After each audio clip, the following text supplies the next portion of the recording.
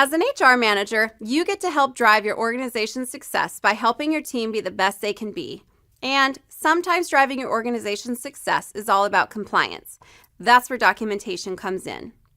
HR is the record keeper of employee performance, advancement, career development, discipline, benefits, bonuses, and everything in between.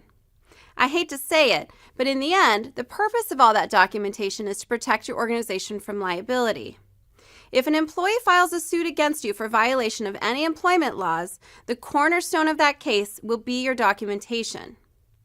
Now, you can always try to convince yourself that a suit would never happen to your company.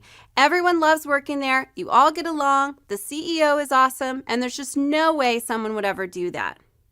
You could say the same thing about wearing your seatbelt when you drive, that you'll never get in an accident.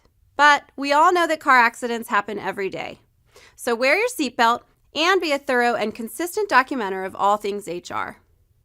There are many state and federal laws about what, how, and where you should document, so I can't provide you with all of the rules, but I can give you some guidance. Of course, when you begin the process of hiring a new employee, the documentation begins. You must keep all of the resumes you receive and the interview notes from that round of hiring just in case someone who wasn't hired claims you discriminated against them. Several federal laws indicate you should keep those documents for 1 year, but some states have their own number. I suggest 5, especially if it's all electronic. Why get rid of them at all?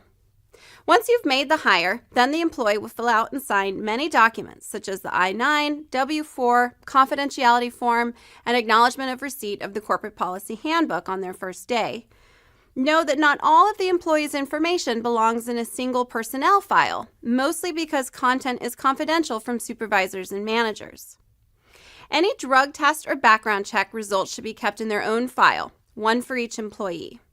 I-9 should be kept together in their own folder, and separate payroll files for each employee will include W-4s, state withholding forms, garnishments, and timekeeping records. Employee personnel files will include all of the hiring documents, such as applications, resumes, and transcripts. Personnel files will also include records relating to job offers, promotions and demotions, compensation, and training. Any kind of acknowledgement of receiving policies and any documentation about performance, disciplinary actions, and termination will also go in the personnel file. You should not be on your own when it comes to documentation. Your managers and supervisors should be trained and encouraged to document both good performance and performance issues. Free-flowing communication about performance is important to your organization's success, and documentation about this communication is vital. Obviously, managers won't document every time they say good job to someone or every time they ask Sue to try to be on time. But encourage them to keep some notes on these things. When it makes sense, they should log achievements and problems. When they talk to employees about their performance, they should document it in some way, whether by sending you an email or putting a note in a file in their own computer.